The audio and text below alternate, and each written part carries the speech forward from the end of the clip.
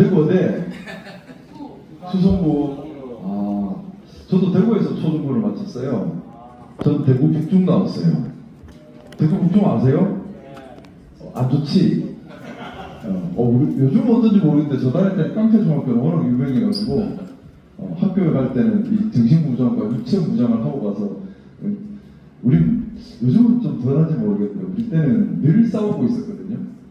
쉬는 시간만 되면 늘 책상 불리고 막 수다거리하고 싸우고 코피 터지고 그게 일상이었는데 요즘은 안 그렇죠? 요즘은 그러면 큰일 나요. 바로 부모님께서 손해배상 소송하셔야 되고 그죠? 학폭 가고 선생님 말씀 잘 듣고 이젠 잘 하셔야 돼요. 학교들이 많이 바뀐 것 같거든요.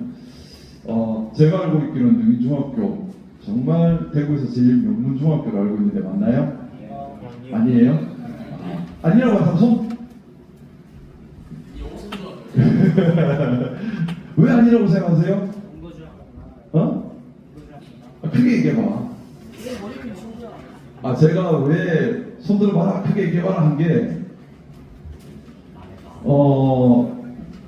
우리가 지금 민주주의 국가잖아요. 민주주의 국가에서는 말을 할 자유가 있어야죠. 그죠? 내 의견 표현할 수 있어요. 대신 말을 했으면 책임을 져야 돼요. 책임을 지지 않고 말을 하는 건 민주시민의 자세가 아니죠. 말할 자격이 없는 게 되는 겁니다. 그죠? 그럼 우리 학교 문제 있어요. 얘기해도 돼요. 대신 손 들고 얘기해야지. 그리고 왜 그런지를 얘기할 수 있어야 되는 거예요. 이해됐죠? 그것 없이 얘기해버리면 되게 무책임한 사람이 되는 겁니다. 이유도 없고 기분 나쁘니까 얘기하고 숨어버리고 무책임한 사람이 되는 거거든요. 말을 했으면 책임을 져야 되고 그 말의 이유를 생각해야 되고 그죠? 동의해요? 자, 그래서 능중학교 마음에 안 든다. 난 전학 갈래. 손? 다 마음에 들어요? 교수님 어떻게 해서 이런 반응이 나오는 거죠? 국회 처음 오셨죠? 와보니까 어떻습니까? 자, 국회 와보니까 어때요? 신기하고 좋았어요. 뭐가 신기해요? 네, 구경할 수 있는 게 좀 더 새롭고 좋다고 느꼈어요. 국회에 와서 뭐가 제일 신기하게 보였어요?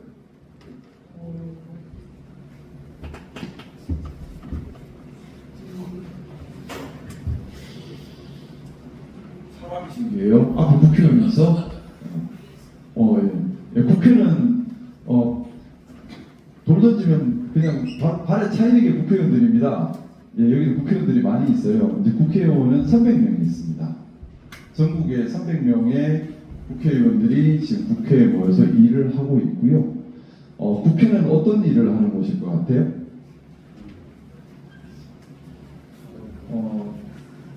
법을 너무 잘한다. 법을 만드는 게 맞아요. 법을 만들고 또 정부의 기능을 감시 감독하고 또 국민들의 여론과 의견을 모아서 정책에 반영하고 이런 일들을 하는 것입니다. 자, 근데 국민들의 여론이 당연히 다양하겠죠, 그죠? 생각이 다 다르니까. 그래서 정당도 다양하게 있는 거예요. 국민들의 생각이 다르니까 당도 다양할 수밖에 없는 거예요. 이해되죠? 그래서 국회는 여러 정당들이 모여서 말씀하셨던 것처럼 법도 만들고 또 정부의 권력 사용을 감시 감독도 하고 또 앞으로 나라를 어떻게 운영할 것인가에 대한 정책 입안과 기획도 하고 이런 일들을 하고 있습니다. 자, 그러면 대한민국은 삼권 분립이다 이런 얘기 들어본 적 있어요? 누가 그런 얘기 했어요? 책에서요? 맞아요. 삼권 분립. 삼권 분립이 뭐예요? 한 놈한테 다 몰아주면 안 된다 이거죠, 그죠? 왜 한 사람한테 다 몰아주면 왜 안 될까요? 권력을 독점해버리면 그 권력을 자기를 위해서 쓰게 되잖아, 그죠? 그런 문제가 있고 또 하나는 이 나라의 주인은 누구예요? 국민들이에요. 근데 아무리 훌륭한 독재자가 우리를 배부르게 잘 먹게 잘 살게 해준다 하더라도 내 운명을 내가 결정하는 게 아니라 남의 손에 맡기면 이건 노예의 삶이 되는 거잖아요. 그죠? 좀 힘들고 가난하더라도 내 삶은 내가 개척해야지. 그죠? 아버지 어머니 잘해준다고 아버지 어머니 시킨 대로 살 수는 없잖아. 그래서 뭐 하고 싶어요? 저 운동선수. 운동선수? 무슨 운동 잘해? 잘할 것 같다. 지금 운동하고 있어요? 그렇지. 그리고 나는 배드민턴 선수를 하고 싶은데 무조건 의사해. 아빠 엄마 바람이야. 이러면 싫죠? 똑같은 거예요. 자, 나라의 주인은 국민입니다. 그래서 국민들께서 우리 삶의 모든 걸 결정할 수 있는 것, 이게 진짜 말 그대로 민주주의는 거예요. 그 민주란 뜻이 국민이 주인이다라는 뜻이에요. 국민이 주인이다. 그래서 국회는 이렇게 국민이 주인임을 상징하는 곳입니다.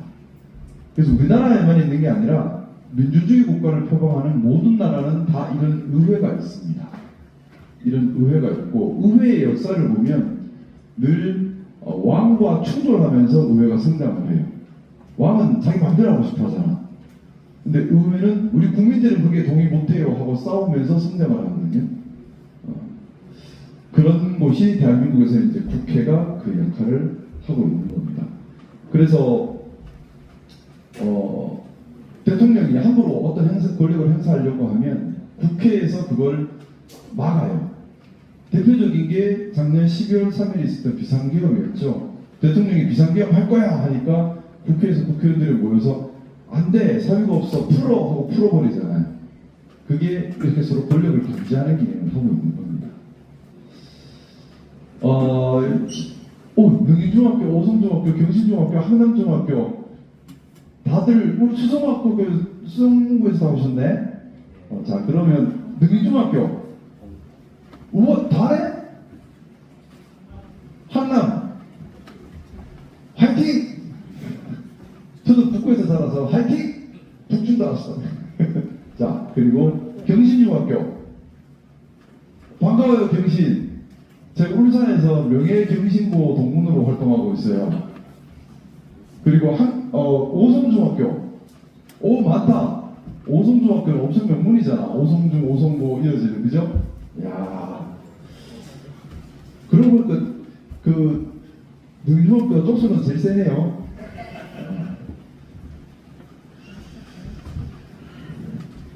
국회 이렇게 와서 지금 좀 이따가 일정이 어떻게 되는지 모르겠는데 지금은 국회 회기 기간은 아니에요. 어제 아래까지 이제 7월 임시회 회의였고 또 8월 16일부터 8월 임시회가 또 시작을 합니다. 그래서 통상적으로 국회의원들은 두 가지 길로 국회의원이 돼요. 하나는 지역구 선거, 지역구에서 선거를 통해서 올라오는 겁니다. 보통 한 15만 명에서 20만 명 정도를 국민들을 이제 한 지역구로 묶어 들어가거든요. 그래서 저도 울산 남구 각 지역 약 한 16만 17만 명 정도 되는 유권자들로부터 선택을 받아서 올라온 거고요.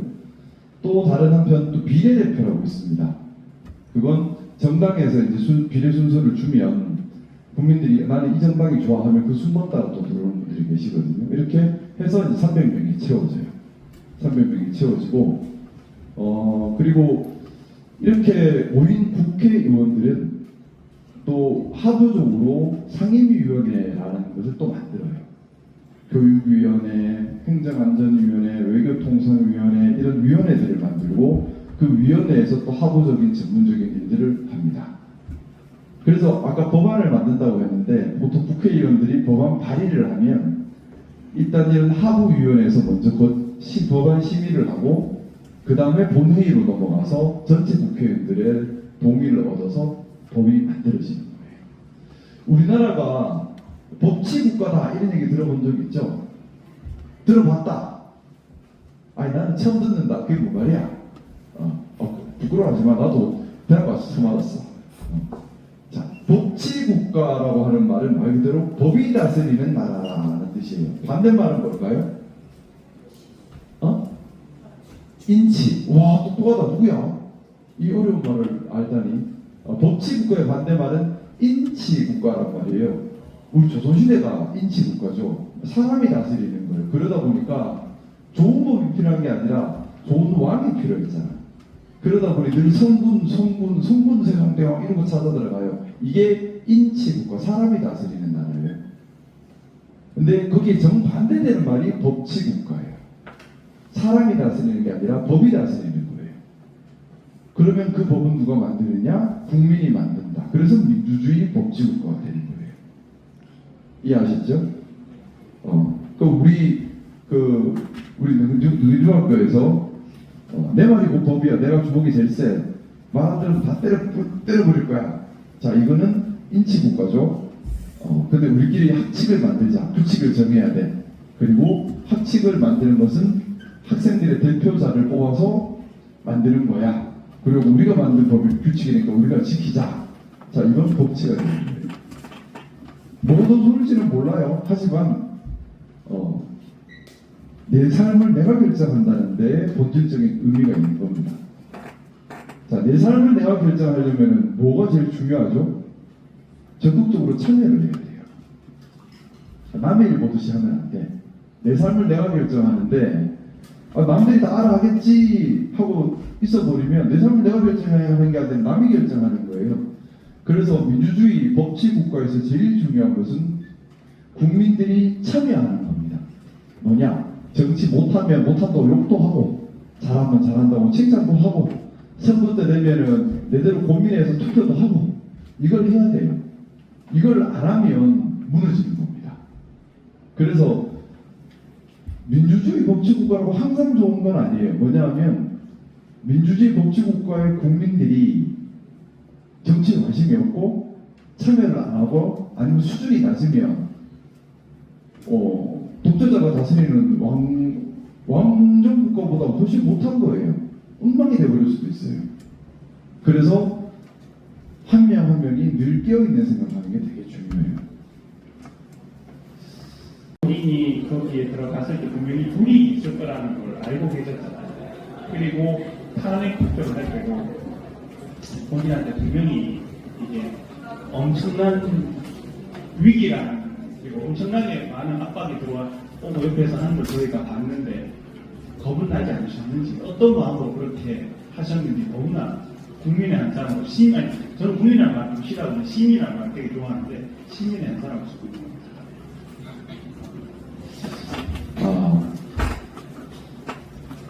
학생 여러분 저 본 적 있어요? 어디서 봤어요? 텔레비전에서 봤어? 그러게요. 저도 그렇게 됐어. 방금 선생님께서 국민이란 말보다 시민이란 말을 좋아합니다 표현하셨는데 이게 무슨 의미냐면 역사적으로 볼 때 시민이라고 하는 것은 말 그대로 주인되는 시민, 실천하고 시민혁명으로 민주주의를 만들어낸 시민을 지칭하는 용어입니다. 단순히 대구 시민을 얘기하는 게 아니에요.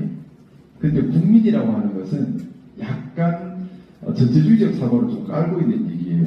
전체적으로 국가의 구성원으로서 말 잘 들어라를 약간 깔고 있어요. 약간 그러다 보니까 조금 저도 개인적으로 시민이란 말을 참 좋아합니다. 시민이란 말은 주도적으로 주인되는 말이기 때문에 그래요. 근데 뭐 사전적인 용어는 아니고 우리 학생들도 참고하면 좋을 것 같아서 그래서 시민연대 시민 이런 표현을 쓰는 게 대구 시민을 얘기하는 게 아니라 더 큰 함의가 있다 좀 말씀 먼저 드리고요. 12월 3일날 경기 때 제가 사실 선생님 주신 이 질문을 여러 번 받았었는데 저는 그때 살 생각을 안 했습니다. 뭐냐면 이 계엄을 풀지 못하면 다음 날 날이 밝으면 오늘 밤 계엄을 풀지 못하면 많은 시민들께서 계엄군에 희생될 수 있다. 돌아가실 수 있다. 다칠 수 있다. 그래서 반드시 풀어야만 한다. 내가 죽어도 풀어야 한다. 안 그러면 시민들이 죽는다. 내가 대신 죽더라도 풀어야 한다. 이런 절박감이 있었고 이 생각이 너무 강하니까 다른 생각이 아무 생각이 안 들었어요. 그래서 겁나는 게 사실은 없었어요. 눈앞에 계엄군들이 총 들고 있는데도 겁이 안 나. 너가 어디 대기 들어오냐고 소리 지르고 나가라 그러지. 사실은 그날 계엄 해제하는 날 많이 좀 급박했었습니다. 저희가 본회의장에서 계엄 해제 표결을 하는 그 순간 본회의장 바로 앞에 계엄군들이 총 들고 바로 앞에서 문 부수려고 하는 상황이었고, 우리가 안에서 전해 듣기로는 실탄 지급받았다, 사격 명령도 받았다라는 말을 안에서 전해 듣고 있는 상황이었어요. 근데 저뿐만 아니라 그날 국회 계엄 해제를 위해 달려왔던 국회의원들은 저는 생각하건대 다 목숨 내놓고 온 사람들입니다. 이유는 우리 시민들을 지키기 위해서예요. 또 민주주의를 지키기 위해서. 만약에 못 맞고 계엄이 되어버리면 그때부터는 독재로 간다고 저희는 판단을 했습니다. 독재가 돼서는 안 되는 거잖아요. 그러면 독재를 막고 시민들을 지키기 위해서는 우리가 죽더라도 오늘 풀어야 한다는 절박감이 있었고, 절박감이 크면 두려움이 사라져요. 왜냐하면 죽을 거라고 했기 때문에 딴 게 겁이 안 나는 겁니다. 저는 그래서 그날 국회에 들어오면서 가족들이나 주변 분들한테 전화하면서 내가 못 살아갈 수 있다. 그러면 나 없는 세상 요렇게 살아라. 어디에 돈 있으니 그걸로 애들 공부시키고 하고는 들어갔었어요. 죽을 각오하고 들어간 거죠. 그래서 두려움은 없었던 것 같고, 탄핵 때도 마찬가지였던 것 같습니다. 좀 탄핵을 시키지 않으면 그때 좀 많은 일들이 있었는데, 특히 12월 14일 탄핵을 앞두고서는 일부 이제 그런 얘기들이 나돌고 있었어요. 12월 14일 탄핵만 막으면 그 다음 이제 한 회기당 한 번밖에 못 올리거든요. 그러면 최소한 한 달 뒤에 올릴 수 있게 돼요. 탄핵안을. 그러면 그 한 달 사이에 제가 국민이 주인이 되어야 된다고 말씀드렸는데, 국민이 주인이 되지 않고 진영의 맹목적으로 충성하는 분들도 많이 계세요. 그게 되게 위험한 데인데, 거기에 길에서 한 달만 지나면 진영물과 싹 튼다.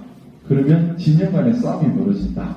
그러면 대통령 탄핵을 막을 수 있고, 그때는 소요사태가 벌어지니 경우에 따라 또 비상계엄을 할 수도 있다. 라는 정권을 지키려는 이상한 목소리들이 생겨나기 시작하고 되게 위험한 상황이었어요.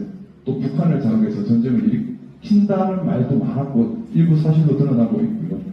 그런 것들 때문에 이 땅에 전쟁이 있어서는 안 된다. 시민들이 다치면 안 된다는 생각이 강렬했고, 제가 야 큰일 났네 하고 이제 제 사정을 돌아본 거는 4월 4일 이후입니다.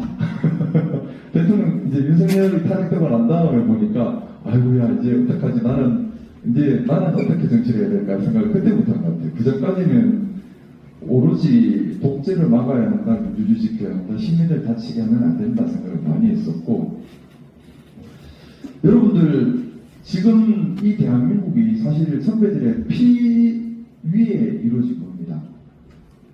아시겠지만 독립 과정에서 얼마나 많은 우리 소녀들이 희생됐습니까? 그 고문을 당하고 죽임을 당하고, 또 6.25 전쟁 때 얼마나 많은 선조들이 목숨 걸고 나라를 지켰습니까? 또 이 이후에 민주화 과정에서도 늘 시민들이 피를 흘리며 여기까지 왔어요. 그 광주에 가면 5.18 민주화 묘지라고 있습니다.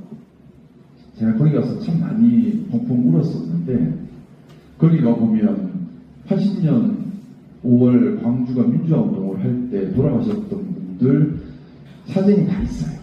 근데 거기 사진 보면 중학생도 있고요, 여고생도 있고요, 임산부도 있습니다. 그분들이 민주화 지키겠다고 계엄군에 맞서다가 학살당하셨어요. 얼마 안 된 일이에요.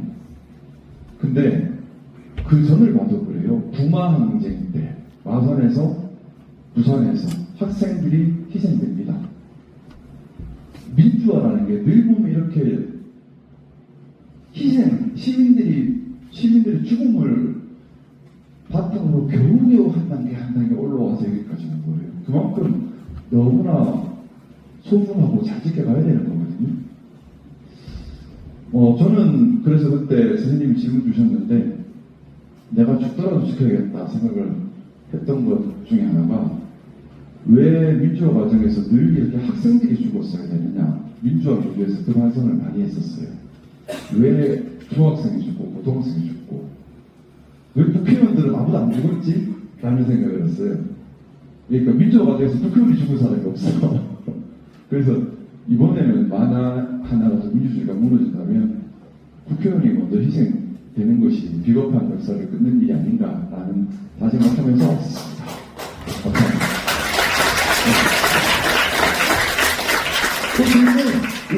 아직 질문 많아졌다. 전에 이거는 제 의견인데 홍준표 전 대구시장님께서 진보 보수를 나눌 때 보수는 자유의 가치를 중요시하고 진보는 평등의 가치를 중요시한다 했거든요. 일단 이것을 전제로 깔고 질문을 드릴 건데 지난 탄핵 1차 표결 때 국민의힘 의원들 나가시고 혼자 일단 당론에 맞게 불을 던지셨다고 하셨는데 그 이후로 일단 자신은 보수주의자라고 말씀하셨잖아요. 그 이후로 또 근데 자유 중요하게 국민의힘은 보수 정당으로 자유를 중요하게 생각하고 민주당 개성당 진보 정당으로 분류될 수 있다. 그럼 평등의 가치를 중요하게 생각한다라고 저는 판단이 서거든요.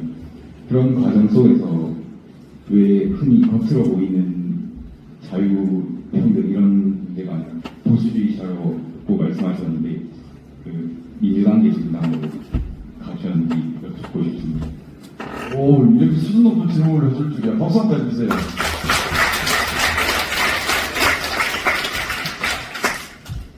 정치 시작하기 전에 뭐 별로 관심도 없었어요. 그때 제가 정치 처음 시작할 때 울산시장님이 저한테 그 말씀 하시더라고요. 누가 보수가 뭐냐고 물으면 자유시장 이제 두 개만 얘기하면 된다 하는데, 자, 자유, 비상계엄이 자유인가요? 자유를 얻어가는 거지 않나요? 그리고 보수가 뭘까요? 진보는 뭘까요? 사실 제대로 된 정의 개념은 없다고 생각합니다. 그런데 일단 제가 생각하는 보수는 말 그대로 보수인 거예요. 보수가 뭐냐? 우리 사회가 합의한 원칙을 지키는 게 보수인 겁니다. 또 우리 사회의 통합과 안전, 국가의 틀을 지키는 게 보수라고 생각합니다. 우리가 합의한 원칙, 우리 사회의 통합과 안정성, 이걸 지키는 게 저는 보수라고 생각해요. 반면에 진보는 뭘까요? 진보는 말 그대로 앞서 나가는 거죠. 어떻게 앞서 나간다? 그 시대의 시대 정신을 고민해서, 야, 이렇게 시대 정신이 변화를 요구하니 이런 변화를 해야 해라는 아젠다를 던지고 도전하는 게 저는 진보라고 생각합니다. 그래서 보수와 진보가 추구하는 가치가 시대와 상황 따라 다 달라요. 예를 들어 러시아 기준으로 볼게요. 짜르가 전제정치가 황제가 마음대로 하는 거잖아요. 그걸 할 때 짜르 물려가라 라는 혁명이 일어났죠. 볼셰비키 혁명이 일어났어요. 누가 보수고 누가 진보죠? 이때는 짜르를 지키려는 왕당파가 보수고 볼셰비키 혁명을 일으켰던 사람들이 진보죠. 시대정신을 강조했으니까. 자, 근데 그런 러시아가 소비에트를 거쳐서 나중에 우리 민주주의 할 거야. 소비에트 너 물러가. 해요. 그때는 보수가 누구죠? 볼셰비키 소비에트가 보수고 시민민주주의 주장한 사람들이 진보가 되는 거예요. 자, 그러면 볼셰비키 소비에트는 한때는 진보였다가 한때는 보수였다가 더 지나서는 수구, 그 다음에는 없어져야 될 대상이 되버립니다. 이렇게 생명력을 변해가는 거예요. 우리나라도 마찬가지입니다. 1950년대에 냉전 시대 때 우리나라에 건국할 때는 미국의 영향을 많이 받았죠. 미국의 영향을 많이 받았고, 그래서 뭐 자유주의 국가, 공산주의 국가 하면서 대립을, 냉전 대립을 했었어요. 그 우리는 당연히 이 사회의 틀은 자유국가다. 그러니까 보수는 자유국가를 지키는 것이다에 초점이 맞춰지죠. 근데 진보는 고민을 하죠. 시대 정신이 자유를 요구하는 자유국가의 방향성이 맞는가? 그리고 자유국가라고 말하는 말 그대로 실천을 하고 있는 건가? 본질이 제국주의는 아닌가? 여러 가지 고민들을 하는 게 시대 정신을 반영 고민들을 해요. 그래서 50년대에는 자유라는 개념이 보수일 수 있어요. 나아가서 80년대 기준으로 해보죠. 1980년 한참 우리나라의 민주화 운동이 일어날 때, 자, 그때 보수의 개념은 기존의 틀, 합의 원칙 지키는 거. 군사독재도 그래 괜찮아. 지금 군사독재도 필요할 수도 있어. 지금은 경제 발전이 먼저야. 이게 보수의 기본적인 생각이었죠. 근데 그때 진보적 생각을 가졌던 사람들은 아니야, 이제 우리 민주주의 해야 해 하면서 시민 민주운동을 일으킵니다. 자, 그게 성공을 해요. 6월 항쟁으로 성공하면서 1987년 헌법이 만들어집니다. 그럼 1987년 헌법에서는 어떤 걸 주장했냐? 민주주의를 지향하고요. 시장경제 질서, 복지사회 이런 것들을 주장합니다. 그래서 우리나라는 헌법치 국가라 그랬잖아요. 헌법대로 가는 국가예요. 그러면 87년 이후 지금까지 약 40년 가까이는 87년 헌법체제가 우리 사회 공통 구성원들이 공통적으로 합의한 대원칙인 겁니다. 그러면 87년 이후에 지금의 보수라고 하는 것은 이 87년 헌법체제에서 선언한 가치를 지키려고 하는 게 보수인 거고, 진보라고 하는 것은 아니야, 이제는 시대 정신을 반영해서 이 헌법 내용도 바뀌어야 해요. 우리는 새로운 가치를 추구해야 해. 이게 또 진보의 개념이 되는 거죠. 자, 그러면 누가 보수일까요? 헌법을 지키려고 하는 사람이 보수인 겁니다. 기본적으로. 근데 헌법을 지키지 않겠다. 이미 보수란 말을 할 수가 없게 돼요. 보수란 말이 보수가 아니죠. 그리고 또 하나는 말씀드렸던 것처럼 이제 보수는 계속해서 기본적으로 보수는 사회의 틀을 탄탄하게 하고 사회의 체력을 지켜가는 역할을 해요. 진보는 계속 도전합니다. 근데 도전이기 때문에 실패할 수도 있어요. 틀릴 수도 있어요. 거칠 수도 있어요. 하지만 10번 도전해서 하나는 성공하겠죠. 그 성공한 것이 그 사회의 구성원들이 다 같이 다시 동의하면 다시 그 보수의 가치가 되는 거예요. 다시 보수가 지켜야 될 가치가 되는 겁니다. 그래서 보수한테 중요한 것이 뭐냐? 포용성입니다. 진보가 이뤄낸 성과를 받아들일 수 있는 포용성, 또 사회를 지키려고 하겠다는 책임감, 또 사회 통합, 사회 안정, 갈라치기 하는 게 아니라 진영 정치가 아니라 우리가 하나야라는 것을 중요하게 생각하는 것, 품위 이런 것들이 보수의 특성이 되는 거예요. 진보의 특성은 뭐냐? 도전하는 거죠. 지금의 시대 정신은 뭘까 고민하고 거기에 따라 계속 도전해 나가는 거예요. 틀려도 좋아요. 일단 도전하는 거예요. 저는 그게 진보의 특성이라고 생각합니다. 지금 우리나라 사회는 진보의 위기, 보수의 위기가 아니라, 왜냐하면 자, 보수라고 하는 것은 87년 헌법, 우리나라의 공통 가치를 지키는 것, 민주당이든 다른 당이든 잘하고 있어요. 비상계엄이 터지니까 민주주의 지키겠다, 자유주의 지키겠다 다 나서 지켜버리잖아요. 잘 돌아가고 있는 거예요. 문제는 진보가 지금 없어졌습니다. 뭐냐? 지금의 시대 정신, 우리 중학생들 앞에서 얘기하는 게 좀 부끄럽긴 한데, 여러분들이 30년 뒤에 살아갈 세상은 어떤 세상일 것 같아요? 그게 시대 정신인 겁니다. 내가 사회에 나가서 사회생활을 할 때 이 나라는 어떤 모습일까? 그러면 지금 뭘 준비해야 하지? 이게 시대 정신인 거예요. 자, 30년 뒤에 볼까요? AI 혁명이 일어나겠죠. 지금보다 훨씬 대단한 AI 혁명이 일어나 있을 겁니다. 인간의 분야보다 수천 배, 수만 배, 수억 배 더 계산이 빠르고 판단이 정확한 AI가 우리의 머리를 대체하고 있을 거예요. 자, 그때 민주주의 하는 게 어떤 모습? 민주주의가 지금처럼 해도 될까? 이상하죠? 이런 고민을 하는 게 진보인 거예요. 근데 우리 사회에 이런 고민이 사라졌어요. 왜냐하면 역사가 정체되어버린 겁니다. 87년 헌법체제 이후의 보수라고 하는 것은 말 그대로 지금 헌법을 지키려고 하는, 어떻게 보면 87년 헌법을 만들었던 그때 민주화 세력이 보수 세력일 때 어떤 특정 정당은 아직도 50년대에 머물러 있어요. 그러면서 발목을 잡아버리니까 진보의 논의가 사라져버린 겁니다. 진보의 논의가 사라지니까 지금 AI 혁명 시대에 맞는 새로운 도전적인 사고를 못하고 있는 거예요. 저는 그게 안타까워요. 그래서 여러분들이 중학생들이잖아요. 좀 여러분들은 보수 이런 생각 가지지 마시고 내가 30년 뒤에 살아갈 세상은 어떤 세상일까? 그러면 이 사회가 뭐가 바뀌어야 될까? 그런 걸 많이 좀 고민했으면 좋겠어요.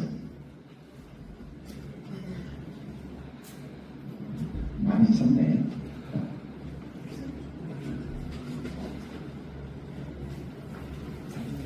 시간이 벌써 많이 지났네요. 너무 뒤까지 못 교과서 미안해요.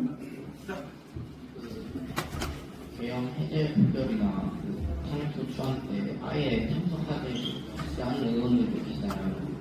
그런 의원들에 대해서는 어떻게 생각하는지 궁금해요. 근데 그 대구 의원들이 많은데 대구 의원들이 많이 안 오셨는데 뭐 사람마다 평가는 다를 수 있습니다. 근데 저 개인적인 평가를 물으신다면 국회의원답지 않다, 국회의원의 자격이 없다라고 저는 감히 단언합니다. 이유는 국회의원이라면 12월 3일 날 있었던 비상계엄이 헌법에 맞지 않고 법률에 맞지 않고 사회에 맞지 않다는 것을 스스로 판단할 수 있어야 되고, 또 국회의원이라면 그런 반헌법, 불법 비상계엄을 풀 수 있는 곳이 국회밖에 없다는 지식 정도는 갖고 있어야 되고, 또 국회의원이라면 본인이 불이익을 받거나 죽더라도 반헌법, 불법, 민주주의를 부수는 비상계엄이라면 나서서 풀어야 한다는 결정을 내리고 행동을 옮길 수 있어야 최소한의 자격 요건이라고 생각하기 때문에 이유 여하를 불문하고, 비록 우리 대구 출신 국회의원들이 대거 포진되어 있긴 하지만 당연히 비상계엄 해제에 나서지 않고 숨어 있었던 사람들은 국회의원 자격이 없다고 저는 생각합니다. 네, 한 분만 더 받고 저희 나라 그 정치 양극화에 대해서 어떻게 생각하세요? 간단히 말씀드릴게요. 국민이 주인이 되면 해결됩니다. 정치 양극화, 진영 정치, 이것은 소위 말해서 일 안 하는 게으른 정치인들이 선거 때만 되면 그래도 또 선출들해서 기득권 찍히고 싶으니까 갈라치기 싸움하는 거예요. 근데 국민이 주인이면 아까 얘기했던 것처럼 지금 야구 게임이 아니잖아요. 야구 게임은 삼성이 꼴찌라도 나는 삼성 해야 돼, 그죠? 근데 정치는 그거 아니에요. 국민한테 못하면 야 너 아웃, 국민한테 잘하면 오케이 인정, 이런 거 끝나는 겁니다. 그러면 양극단의 진행 정치가 있을 수가 없죠. 국민한테 잘하는 쪽이 인정받고 못하면 버림받는 거예요. 그러면 진행 정치를 할 필요가 없어요. 국민이 주인이니까. 그래서 저는 여러분이 주인이 되셨으면 하는 말씀을 계속 드립니다. 네, 오늘 말씀은 좀 여기까지 줄이고요. 다시 한번 국회 방문해 주셔서 감사드립니다.